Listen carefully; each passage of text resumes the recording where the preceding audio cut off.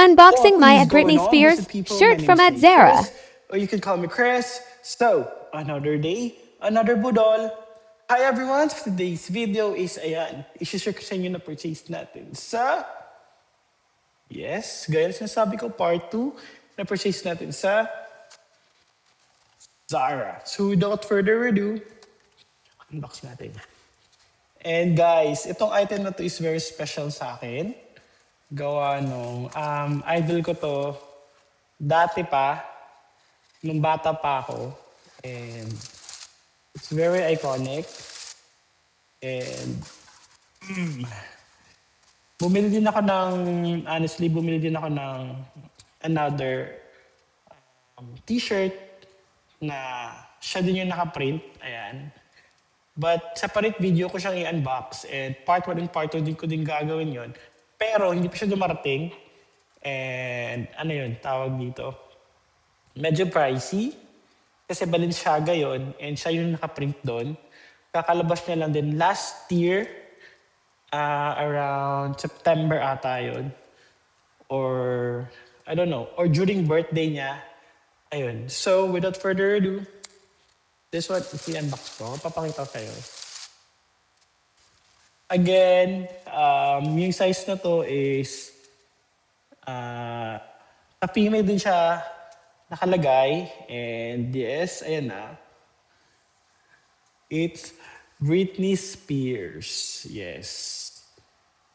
And so sana kasi sa akin, the size of this t-shirt is medium. Available din ang small, medium, and large. I believe. But yes, yung nakuha ko dito is the medium. And super nice. It's so cute. Sana malaki siya or mataas. Oh! So, yun. Kasya siya sa akin. Ayan. So, kasyang-kasya siya. Sakto lang. 5'11". Sa mga nanonood nito, sa bibili ng Britney Spears na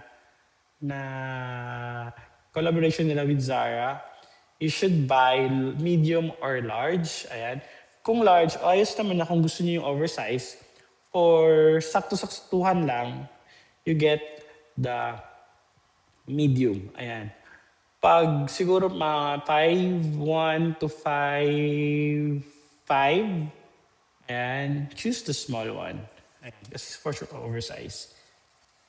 Back print is yung mga tour nila noong 2021. Ayan. Ayan yung mga nakalagay. And I'm so happy. Nag-grab ko to. Ayan. So for sure, yes, marami pa akong i-unbox from Britney Spears na t-shirts from Balenciaga. Dalawa yung in-order ko eh. So again, yun lang. The price is 1,995 for this one.